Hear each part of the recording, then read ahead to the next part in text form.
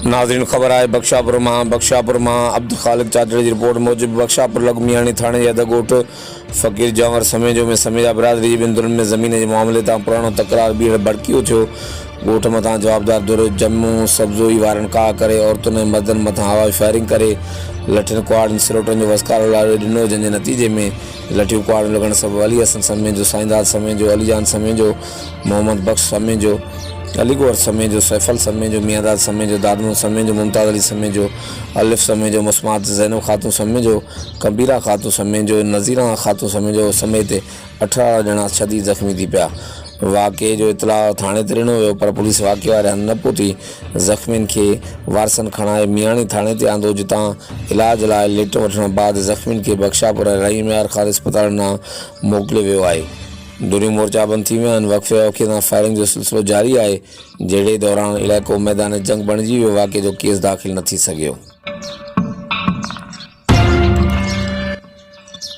ॿिए तरफ़ घोसपुर मां नारायण नाज़ की रिपोर्ट मूजिब कश्मीर ज़िले के मुख़्तलिफ़ थाननि की पुलिस नफ़सी जो ॻोठ रईस गुलखान भयो ते चढ़ाई करे रईस मोहसन भयो के गिरफ़्तार करे अणॼातल हंधि मुंतक़िल करे छॾियो।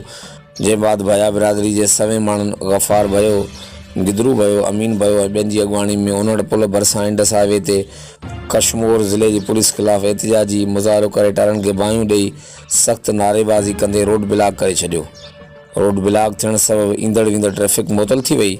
मुज़ाहिरीन मीडिया अॻियां लाहींदे चयो त पुलिस बिना जवाज़ असांजे रईस खे गिरफ़्तार करे अणॼातल हंधि मुंतक़िल करे छॾियो आहे, जंहिं मथां को बि केस दाख़िल न आहे। पुलिस रोज़ असांजे रईसनि बिरादरी के माण्हुनि खे गिरफ़्तार करे अणॼातल हंधि मुंतक़िल करे असांखे रोडनि ते अचण ते मजबूर करे थी, जेको असां सां सरासर नाइंसाफ़ी आहे।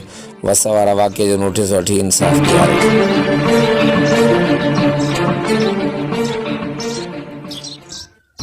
होॾां घोसपुर मां नारायण नाज़ की रिपोर्ट मूजिब घोसपुर शहर के शाही बाज़ार में एक ॾींहुं अॻु का करे ड्यूटी कंदड़ पुलिस एहलकार इनायतुल्ला गुजरानी के कुआड़नि जा वार करे ज़ख़्मी करण बाद खां सरकारी हथियार फुड़ करण वाक़े जो केस सरकारी मुद्दत में फ़रियादी PC अब्दुल कादिर भयो की फ़रियाद ते जवाबदार गोरो उर्फ़ गोराम जागीरानी ऐं राबेल सुंदरानी समेत 4 ॼणनि ख़िलाफ़ कलम 353, 324, 392 तहत घोसपुर थाने ते दाख़िल किया वियो आहे।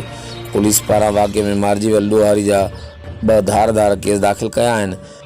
ॿई दाख़िल कयल सरकारी केसनि में जंहिंजो फ़रियादी अकबर अली बंगवार, जंहिंमें ॼाणायो वियो आहे त जवाबदार गोरो फुर कयल राइफल वापसि कराइण लाइ पुलिस सां गॾु वञी रहियो हो त घोसपुर भरिसां गोठदरी सुंदराणी वारे इलाइक़े में खजनि जे बाग़ भरिसां संदसि लिकी वेठल साथियुनि पुलिस मथां फायरिंग करे ॾिनी, जंहिंजे नतीजे में ॾोहारियुनि जी फायरिंग में साथी ॾोहारी गोरो जागीरानी साथियुनि जी फायरिंग में मारिजी हो। हर वक़्तु आगाह लाइ ॾिसंदा रहो JTN न्यूज़।